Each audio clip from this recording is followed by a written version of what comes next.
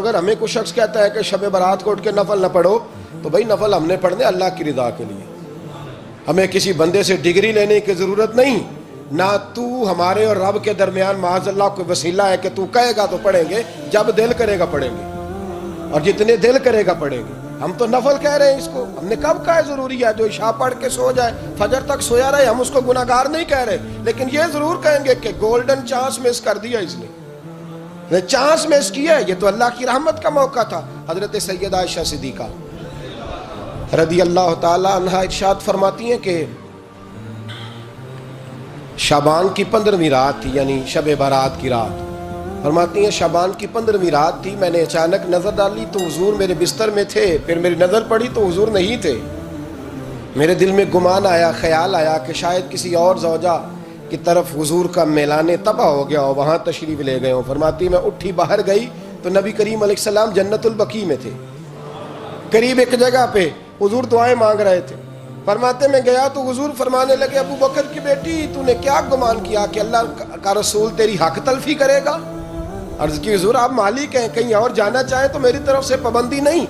کہتی ہے وہاں کھڑے کھڑے میرے رسول کریم نے بیان فرمایا، یہ ترمذی کے لفظ ہیں، حضور نے فرمایا عائشہ یہ شعبان کی 15ویں رات ہے، مدینے میں سب سے زیادہ بکریاں بنو کلب کا قبیلہ پالتا تھا، فرمایا آج کی رات بنو کلب کے قبیلے کی بکریوں کی تعداد کے مطابق اللہ میری امت کے لوگوں کی بخشش فرما دے گا۔ یہ وہ رات ہے۔ جناب عائشہ صدیقہ رضی اللہ تعالیٰ عنہ نے بات رات کو سنی تنہائی میں نبی پاک سے، رات کو تنہائی میں حضور سے سنی، سویرے جناب عائشہ نے کل امت کو بتائی۔ اگر یہ بات اہمیت والی نہ ہوتی تو بی بی صاحبہ آگے روایت کرتی، یہ کتابوں میں آتی، یہ لوگوں کو بتاتی۔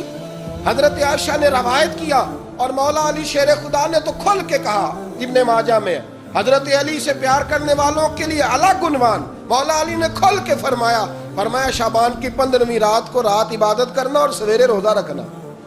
حضرت علی کا لفظ بائی نہیں سیاستہ میں، رات کو عبادت کرنا، دن کو روزہ رکھنا۔ ویسے تو رب کریم ہر روز تہجد کے وقت پہلے آسمان پر نزول اجلال فرماتا ہے اور لوگوں کو فرماتا ہے کوئی بخشش مانگنے والا؟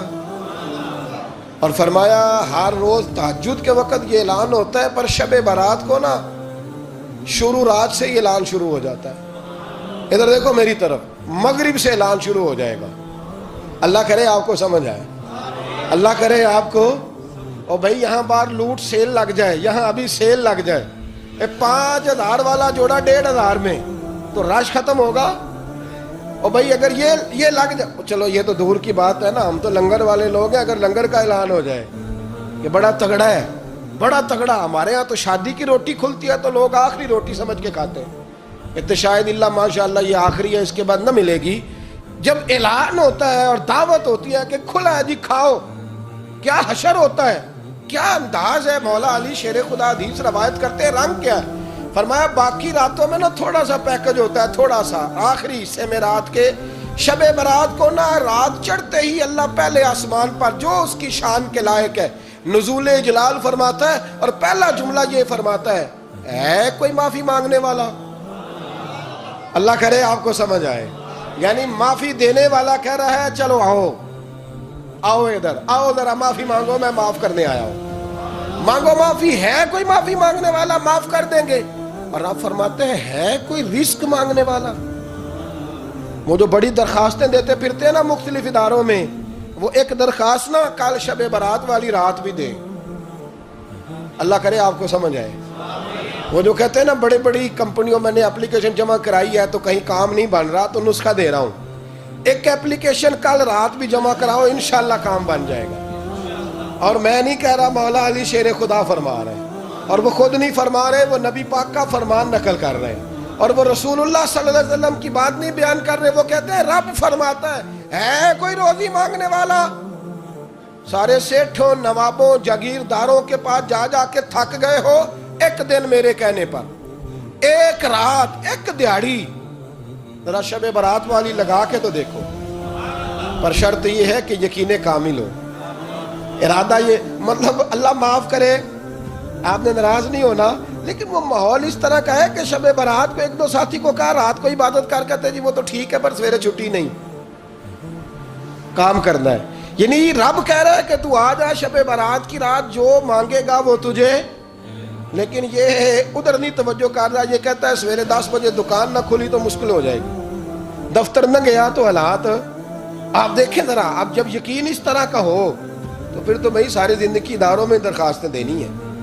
پھر آپ جیسا آپ کا مزاج ہوگا، اللہ تعالیٰ تو بندے کے گمان کے قریب ہے. تو میرے رسول پاک علیہ السلام نے ہمیں یہ میسج دیا، پیغام دیا، فرمایا اس رات جو اولاد مانگے گا رب اسے بھی عطا فرمائے گا.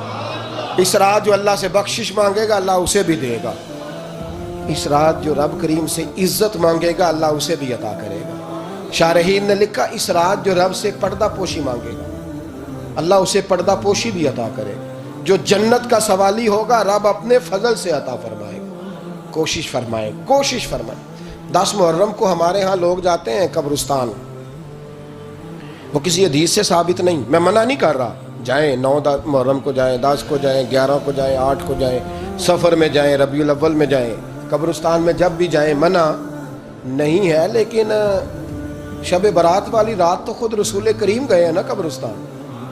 اب جو بات میں نے سمجھانی ہے اس کو سمجھیں. نبی پاک کی والدہ کا مزار نہیں ہے وہاں جنت البقیع میں. حضور کے کو بھائی بہن حضور کیا کرنے گئے؟ امت کی بخشش کے لیے گئے. شب برات کی رات لالچی نہ بنے کہ صرف میں نے اپنے لیے روزی مانگنی ہے، کل امت کے لیے مانگے رب کریم سے. مانگے اپنے بھائی کے لیے، مانگے اپنی بہن کے لیے، مانگے اپنے بیٹے کے لیے، مانگے اپنی بیٹی کے لیے، مانگے اللہ کریم. یہ مانگنے کی رات ہے. پچھلی راتی رحمت رب دی کرے بلند آوازہ، بخشش منگن واریاں کارن کھلا جے دروازہ. آئیں اللہ کی بارگاہ میں اس رات کو کھل کے دعا مانگیں. قبرستانوں میں نا کچھ قبریں ایسی ہیں کہ جو بتاتی ہیں کہ سالوں بیت گئے ہیں کوئی آیا نہیں. کچھ قبریں بتاتی ہیں. کچھ بڑے قبرستان بڑے شہروں میں ایسے بھی ہیں کہ جن کا گورکن کہتا ہے کہ مجھے کمیٹی نے کہہ دیا ہے جہاں 4-5 سال کوئی نہ آئے وہاں نئی قبر بنا دیا کرو. وہاں نئی قبر بن جاتی ہے معاذ اللہ. او بھائی کچھ ہیں ایسے، کچھ ہیں. یہ جائیں نا اکبر بادشاہ یہاں لیٹا ہے لاہور میں، تو شعر لکھا ہوا ہے بر مزارے ماں غریبا نے گلے پروانہ سوزز نے صدائے بلبلے. فارسی کا مقولہ لکھا ہے اس کی قبر پہ، کہتا ہے میں وہ غریب ہوں. اعلیٰ بادشاہ ہے مقبرے میں لیٹا ہے، کہتا ہے میں وہ غریب ہوں کہ نہ یہاں کوئی پروانہ آتا ہے نہ بلبل آ کے گیت گاتی. کوئی آتا ہی نہیں، کوئی فاتحہ نہیں پڑھتا. وہ بھائی کئی قبریں ایسی ہیں جن پہ سالوں بیت گئے کوئی لوٹا نہیں. اور مشکات میں حدیث ہے میرے نبی کریم علیہ السلام نے فرمایا جو قبر میں ہوتا ہے وہ تو اس آدمی کی طرح ہے جو دریا میں ڈوب رہا ہے اور وہ انتظار کر رہا ہے کہ میرا بیٹا میرے لیے دعا مانگے، میری بیٹی دعا مانگے. پر بیٹے کو تو 27 سال ہو گئے، ملک سے باہر ہے. کاغذ بنے گے تو ابے کی قبر پہ آئے گا نا، اس کے تو کاغذات ہی نہیں مکمل ہو رہے. وہ بیٹے کو تو مشکل ہے بڑی، وہ تو کاغذات نہیں بن رہے. وہ تو دولت کا مطالبہ پورا ہوگا تو جب ہی وہ کام ہوگا نا. انتظار ہو رہا ہے قبروں میں میرا بیٹا دعا کرے، میرا بھائی دعا کرے. اور اگر بچہ دفن ہے تو وہ کہتا ہے میری ماں دعا کرے، میرا باپ دعا کرے.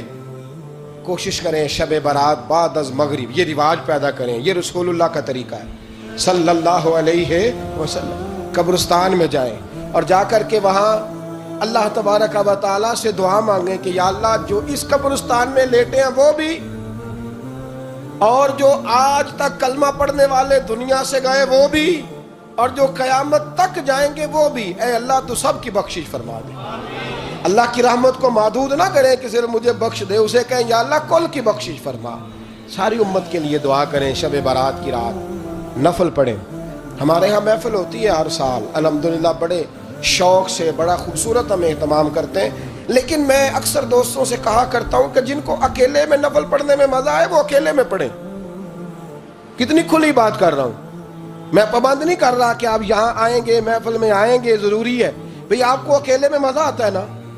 کچھ لوگ تنہائی میں ہو تو دل زیادہ لگتا ہے، وہ تنہائی میں کریں اللہ اللہ کوئی حرج نہیں.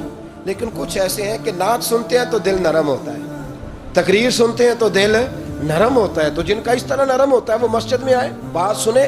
कुछ को सबके बीच बैठ के रोना आता है। हजरत सादी शराजी फरमाया करते थे, कुछ लोगों के आंसू मुझे रुला जाते हैं। फरमाते हैं कुछ की आंखें देख के रो पड़ता हूँ, लिहाजा मैं जब भी जिक्र करता हूँ महफिलों में बैठ के करता हूँ। तन्हाइयों में मुझसे नहीं होता, तो जिससे नहीं होता वो आए ना, मस्जिद में आए, रात इबादत करें। कल मगरिब से पहले पहले काम समेट ले सारे, और मगरिब के बाद ये रात शुरू होगी, मगरिब के बाद एक छुट्टी कर लो अल्लाह रसूल के लिए, कर लेंगे इंशाअल्लाह ताला एक छुट्टी।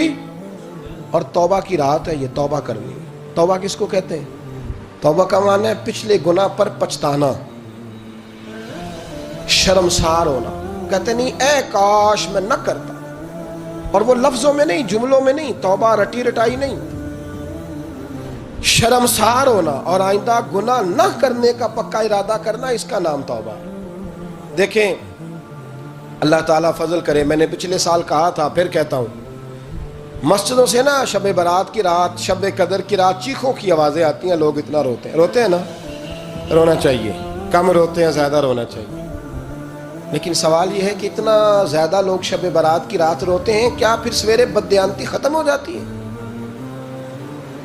जो रात मस्जिद में खुल के रो के आया है उसका प्रोग्राम है ना कि अब मिलावट कभी नहीं करेगा, अब गाहकों से झूठ कभी नहीं बोलेगा, अब वो बददियानती का मामला कभी नहीं करेगा। लेकिन रात रोता भी रहे और सवेरे प्रोग्राम ये हो कि मैंने फिर लोगों को फरेब देना है, दाव लगाना है, तो इसने तौबा किया रात के, यहाँ बस ये एक्टिंग करके लौट आया, यानी बड़ी सजा बना करके सवार करके रात तौबा की। क्या मतलब है तौबा का? कि तौबा आपने की। हजरत हसन बसरी से किसी ने कहा तौबा क्या है? फरमाने लगे तौबा यह है कि जिस गली से रब ने तुझे मना किया है दोबारा फिर तू उस गली में नजर ना आए, तू नजर ही ना आए, और जिस जगह जाने का रब ने तुझे हुक्म दिया है फिर तू दोबारा वहां से गैर हाजिर ना हो। अगर ये प्रोग्राम ही नहीं, इरादा ही नहीं। बच्चे एक दो मुझे कहने लगे कल हजरत साहब तौबा के मौजू पर हमने गुफ्तगू करनी है, तो कोई बाप बताए कहाँ पे है। कुछ बच्चे शागिर्द हैं, कुछ मस्जिदों में जुमा पढ़ाते हैं। एक ने मुझसे कहा, तो मैंने कहा बेटे पहले मस्जिद में जाओ, 2 नफल पढ़ो, तौबा करो, तौबा का इरादा बनाओ, ये रस्म नहीं है।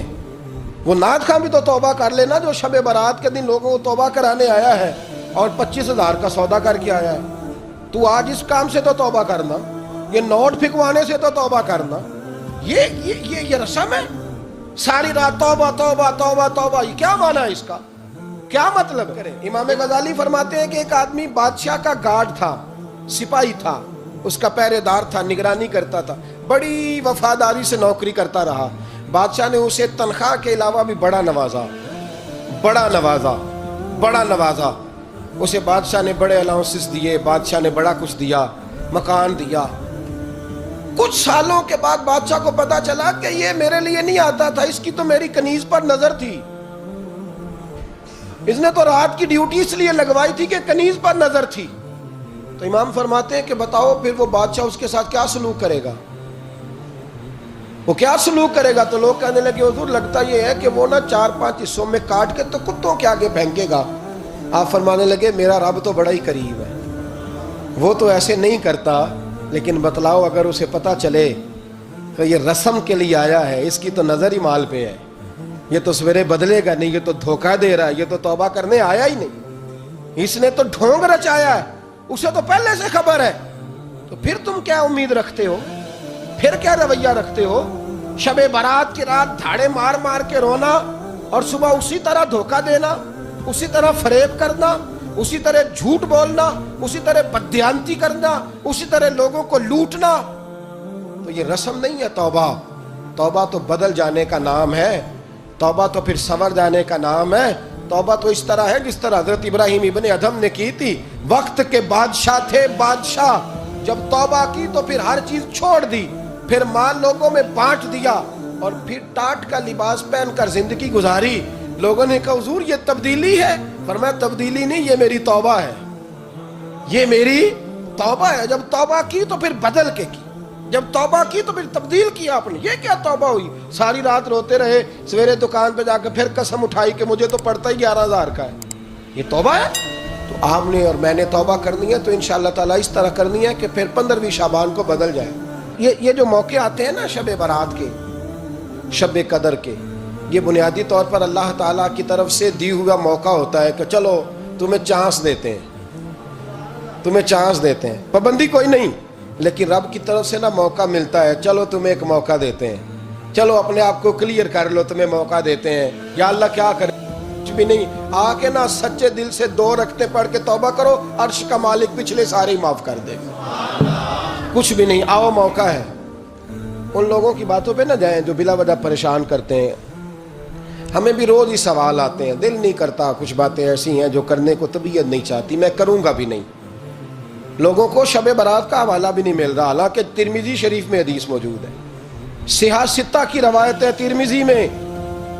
ترمذی میں موجود ہے۔ پہلے کہتے ہیں صحاح ستہ سے دکھاؤ، جب صحاح ستہ سے مل گئی تو اب اور کدھر جانا ہے؟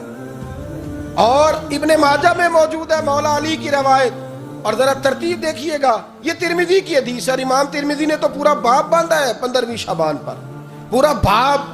اب تمہاری مرضی ہے، اگر تم نہیں بات کو سمجھنا چاہتے۔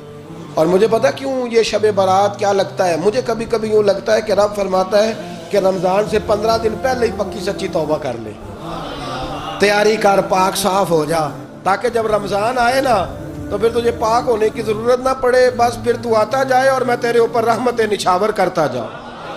بس تو پہلے ہی تیاری کر، 15 دن پہلے ہی، 14 دن پہلے تیار ہو جا۔ کل رات اپنے آپ کو ذہنی طور پر تیار کریں، بچوں کو تیار کریں، گھروں کو تیار کریں۔ اب جب مہمان آتے ہیں نا بڑا کچھ کرتے ہیں، شب برات آئے تو مصلی ایک دفعہ دھویا کریں، ایک دفعہ مصلی دھویا کریں۔ فرش دھوتے ہیں نا، مہمانوں نے آنا ہے تو ایک کمرے کا فرش دھو کے صاف کریں کہ خواتین نے یہاں ساری رات نماز پڑھنی، یہ ارادے بنائیں۔ جس طرح آپ کہتے ہیں نا رات کو سفر کرنا ہے تو دوپہر میں تھوڑا آرام نہ کر لوں تو کل دوپہر میں آرام کر لیں، تاکہ رات کو رب کرنا آسان ہو جائے، اللہ کی بارگاہ میں بیٹھنا آسان ہو جائے۔ مکمل طور پر ذہنی طور پر اپنے آپ کو تیار کریں۔ یہاں بھی محفل ہوگی انشاءاللہ، عشاء کے متصل بعد شروع ہو جائے گی، 12 بجے تک محفل چلے گی، پھر 12 بجے کے بعد نماز تسبیح پڑھی جائے گی، پھر 1 بجے پھر دوبارہ آپ کو اجازت دی جائے گی، کوئی انفرادی طور پر گھنٹہ سوا اپنی الگ سے کوئی عبادت کرنا چاہے تو وہ تب بھی ممکن ہو، جیسے آپ کو موقع بنے۔ میں کہہ چکا ہوں، لیکن وقت ضائع نہ کرنا، گولڈن چانس ہے، اس کو مس نہ کرنا، یہ شب نجات ہے، اس کے ضرور قریب جانا۔ رب کریم سمجھنے کی توفیق عطا فرمائے۔ آخر دعوانا ان الحمدللہ رب العالمین۔